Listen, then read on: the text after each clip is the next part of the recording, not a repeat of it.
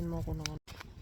Mga kamama, magha-harvest tayo ng beans. Ito po yung kauna-unahan kong harvest ng beans ko. So ayan, dala tayong siplak. Ito papa, pwede na to. Nag-harvest din tayo ng marami na po siyang malalaki sa loob. Kasi bakit ang tubo nito iba? Maliliit ang ano niya.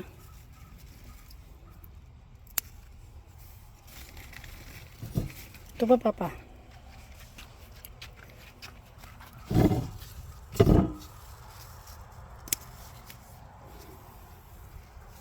Pwede na yun. Basta may malaking ganun.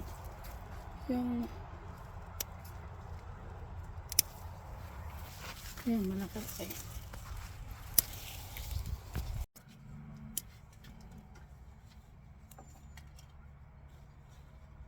Kami pa naman siyang bulaklak. Ito pa oh. Marami sa ilalim, malalaki. Pag binukad mo. Kaya pa naman bulaklak yun.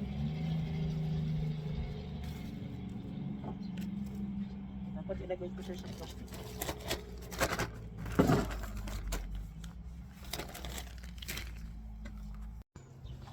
Ako pa. Patay mo na.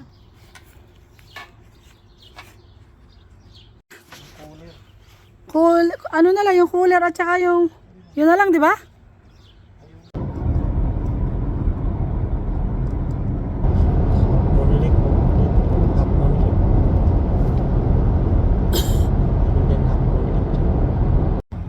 Good morning mga kamama.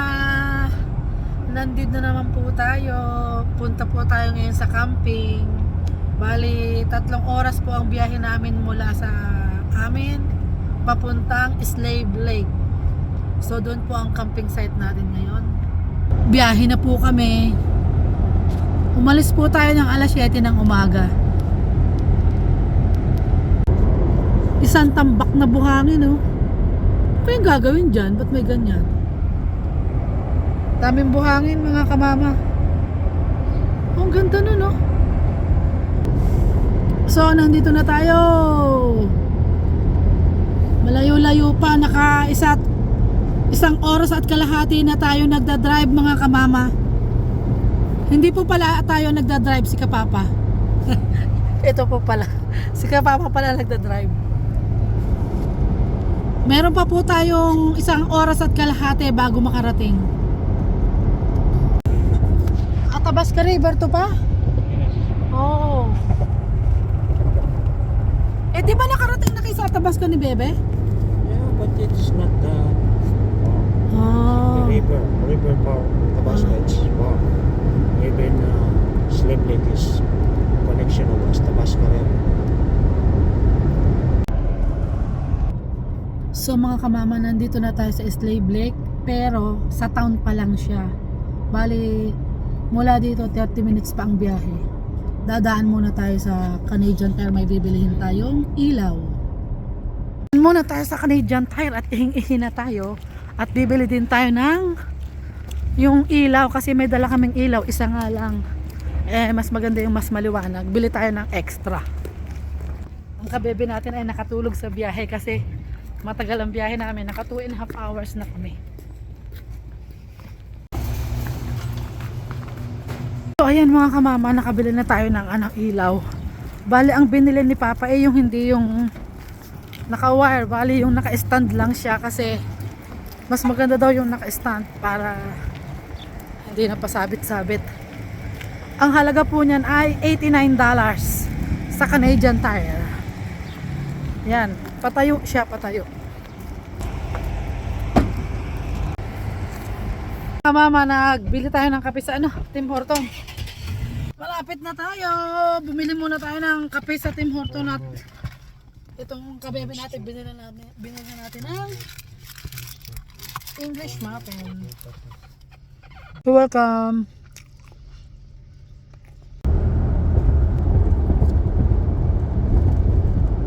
Hindi ko naman So yan, 2.5 kilometers na lang po tayo papasok na po tayo ng ating patutunguhan.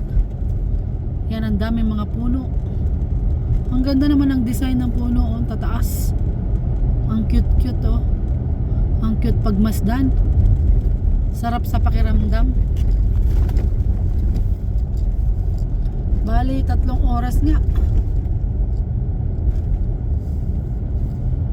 Marami daw ditong cougars nangangagat. Sabi ni kabebe natin. Mukhang na-search niya sa ano ah. Saan mo nalaman yun na?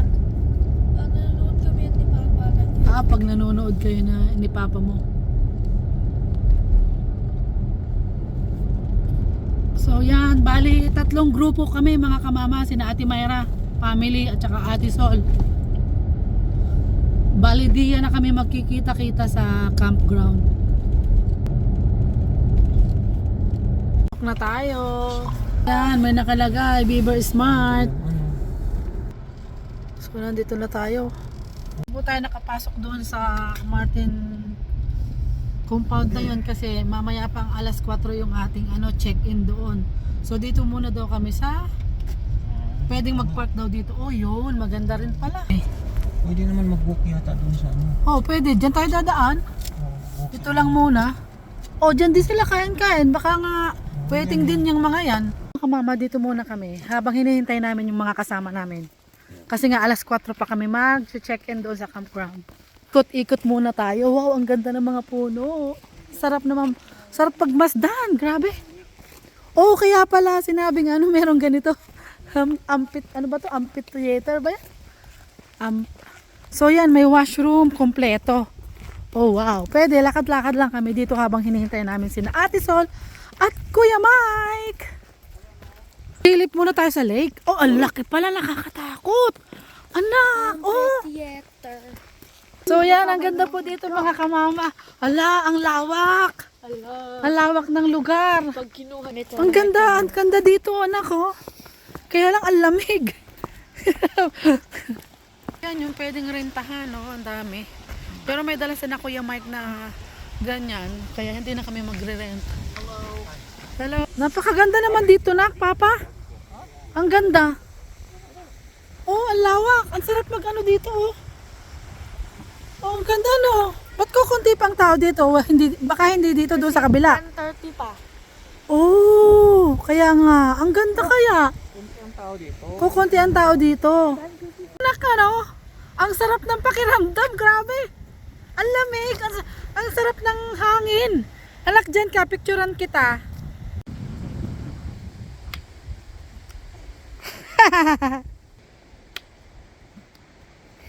Anak niyan, mag-aano kaya yan? Try mo nga. Oh, sige. Siya mo lang? Okay. Wow.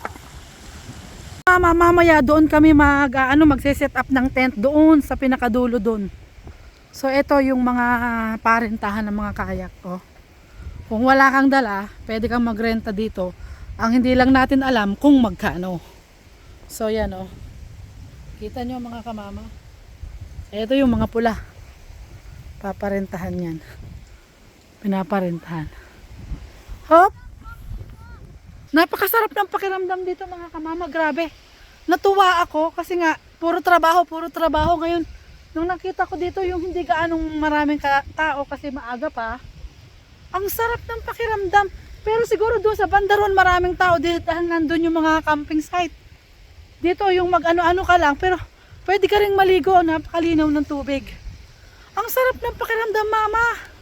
Parang nung nasa hotel lang ako sa Pilipinas. Grabe, ang sarap. Parang tuwang-tuwa ako.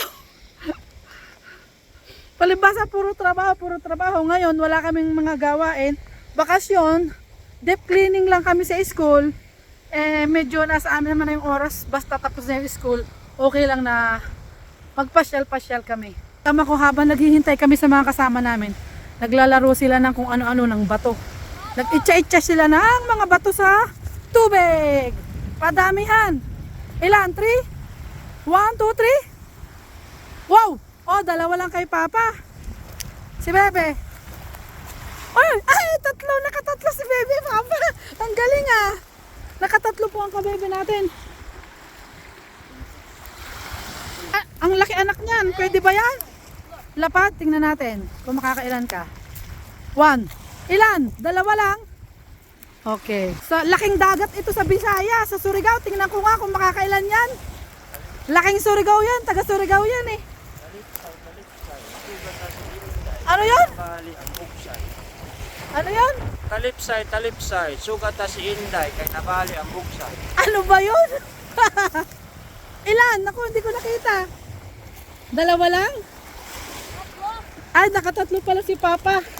Nakatatlo din pala si Kapapa. Sampu daw. Nagyayabang pa kay Kabebe. Tingnan natin baka wala pa sa isa ha. Sige nga. Ilan? 3 lang. Nakatatlo.